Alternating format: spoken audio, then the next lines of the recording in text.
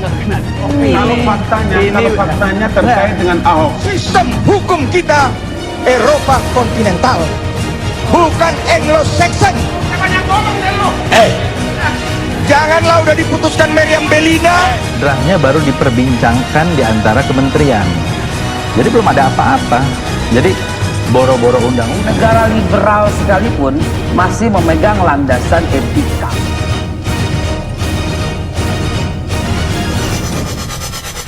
One TV One. Assalamualaikum warahmatullahi wabarakatuh. Bismillah walhamdulillah wassalatu wassalamu ala rasulillah wa ala alihi wa sahbihi wa mawalah. Alhamdulillah, pada kesempatan hari ini Jumat 27 November 2020 saya merasa senang dan bahagia sekali di mana diberikan kesempatan untuk memberikan sambutan pada acara peluncuran dan bedah buku pemikiran sang revolusioner Dr. Sahganda Nainggolan yang dilaksanakan di Sekretariat Kami Nasional, Jalan Kusuma Atmaja 76, Menteng, Jakarta Pusat. Karenanya, melalui sambutan singkat ini saya ingin menyampaikan penghargaan dan apresiasi kepada segenap rekan-rekan, kawan seperjuangan yang ada di kami, Koalisi Aksi Menyelamatkan Indonesia. Teristimewa saya sampaikan juga penghormatan saya untuk segenap jajaran presidium kami. Yang terhormat Bapak Jenderal TNI Purnawirawan Gatot Nurmantio. Begitu juga yang terhormat Bapak Profesor Dr. M. Din Samsuddin. Dan tidak lupa sahabat setia saya Al-Habib Muhsin bin Ahmad Al-Attas LC. Dan juga saya ingin menyampaikan apresiasi penghargaan kepada para pembicara. Yaitu yang pertama, Saudara Dr. Hariman Siregar. Yang kedua, Saudara Dr. Margarito Kamis. Dan yang ketiga adalah yang tidak asing lagi bagi kita semua, yaitu Bapak Profesor Rocky Gerung. Jadi sekali lagi kami sampaikan apresiasi dan terima kasih atas waktu yang diberikan untuk memberikan sambutan ini. Dan secara istimewa tentunya saya sampaikan salam rindu, salam hormat untuk Dr. Sahganda Nainggolan yang saat ini sedang beruzlah di balik sel-sel penjara yang sesak. Tapi insya Allah dari sana suara-suara kebenaran akan terus keluar dan akan masuk ke telinga-telinga yang terbuka dimanapun di seluruh bagian daripada negara kesatuan Republik Indonesia. Baik rekan-rekan seperjuangan yang ada di kami dan seluruh para peserta daripada acara peluncuran dan bedah buku pemikiran sang revolusioner Dr. Sahganda Nainggolan ini, singkat saja saya ingin menyampaikan pandangan saya tentang Dr. Sahganda Nainggolan. Pertama, bahwa Dr. Sahganda Nainggolan adalah seorang yang cerdas dan kritis, serta berani dan bertanggung jawab dengan pemikirannya. Ini saya ketahui bukan sekedar konon dan katanya. Jadi sebelum buku ini dicetak, ada beberapa tulisan tersebut memang sudah disebarluaskan, ada yang dibahas di dalam beberapa diskusi, ada juga yang disebarluaskan lewat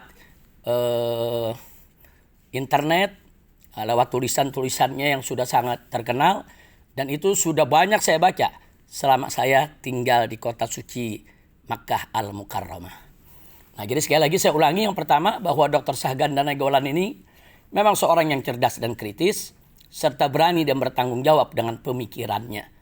Hanya saja menurut saya perlu lebih diracik dengan ruh ketuhanan yang Maha Esa, agar tetap terjaga dalam koridor keagamaan sebagai jati diri bangsa Indonesia. Yang kedua, bahwa Dr. Sahganda Nainggolan memiliki pemikiran sosial ekonomi politik yang sangat mumpuni dan komprehensif serta argumentatif. Terlepas ada beberapa ide-idenya yang sangat radikal. Dalam arti sangat nekat mendobrak kemapanan. Yang tentu saja belum tentu kita setuju. Tapi tidak bisa diingkari bahwa ide-ide tersebut sangat brilian dan cemerlang dari sisi sebagai sebuah pemikiran revolusioner. Yang ketiga, bahwa Dr. Sahganda Nainggolan sudah sangat tepat menempatkan diri sebagai oposisi di era krisis kebangsaan seperti saat ini. Sehingga bisa menjadi sosial kontrol dan kelompok penyeimbang bagi rezim penguasa yang memang cenderung otoriter dan diktator serta ugal-ugalan. Nah, jadi kesimpulan saya, pertama, mestinya pemerintah rezim penguasa saat ini tidak menjadikan Dr. Sahganda Nainggolan dan kawan-kawan sebagai musuh atau sebagai ancaman, sehingga dibungkam dan dikurung. Justru mestinya dijadikan sebagai sparring partner, dijadikan sebagai lawan diskusi yang berakal sehat. Nah, yang kedua, kita mesti ingat, satu lawan yang cerdas dan berakal sehat jauh lebih baik dari sejuta kawan yang bodoh dan bermental penjilat.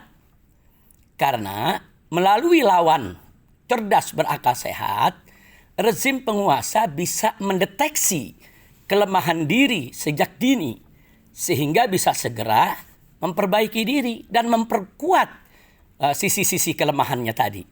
Sedang melalui kawan bodoh penjilat, maka rezim penguasa tidak akan pernah tahu kelemahan diri, sehingga akan semakin terpuruk dalam kehancuran.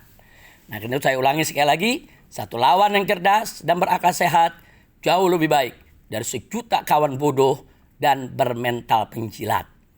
Nah, yang ketiga, saran saya kepada pemerintah agar segera bebaskan semua tahanan politik. Ajak mereka diskusi, ajak mereka debat yang sehat. Suruh mereka semua kritisi segala kebijakan pemerintah yang menurut mereka membahayakan bangsa dan negara. Dan minta sekaligus kepada mereka apa solusi yang mereka punya untuk atasi problem kebangsaan. Nah, jadi jangan dijadikan musuh, tapi jadikan sebagai, saya tidak katakan sebagai mitra, tapi sebagai sparring partner. Sebagai sparring partner agar kita bisa mendeteksi sejak dini apa kelemahan kita yang harus diperbaiki. Nah, insya Allah kalau saran ini dijalankan, maka segala kegaduhan tidak perlu terjadi di negara tercinta, negara kesatuan Republik Indonesia. Akhirnya saya setuju bahwa Dr. Sahganda Nainggolan adalah memang sang revolusioner yang takkan padam semangat juangnya dan takkan mati pemikirannya hanya karena dinding penjara yang sesak. Akhirnya saya ajak semua kepada para peserta untuk kita mendoakan. Semoga saudara Dr. Sahganda Nainggolan dan kawan-kawan, di sana ada Bapak Dr. Jumhur Hidayat, ada Bapak Anton Permana, dan masih banyak lagi aktivis-aktivis buruh, mahasiswa, pelajar, yang kritis, yang saat ini mereka mendekam dalam penjara. Kita doakan semoga pemerintah Republik Indonesia segera membebaskan mereka tanpa syarat, sehingga membangun komunikasi politik yang bagus dengan para oposan ini, dengan para oposisi, dalam rangka untuk stop kegaduhan dan ayo mari, yaitu kita bangun bangsa Indonesia yang bermartabat, sehingga kita semua sama-sama mendapatkan taufik dan hidayah dari Tuhan Yang Maha Esa, dari Allah Subhanahu wa Ta'ala. Sekian yang bisa saya sampaikan. Maaf kalau sambutan ini sangat singkat, tapi semoga bermanfaat. Salam saya untuk Dr. Sahganda Nainggolan. Berjuang terus, Allahu Akbar, merdeka. Assalamualaikum warahmatullahi wabarakatuh. Kalau faktanya terkait dengan Ahok, Sistem hukum kita Eropa kontinental, bukan Anglo-Saxon. Janganlah udah diputuskan Meriam Bellina. Draftnya baru diperbincangkan di antara kementerian. Jadi belum ada apa-apa. Jadi boro-boro undang-undang. Negara liberal sekalipun masih memegang landasan etika.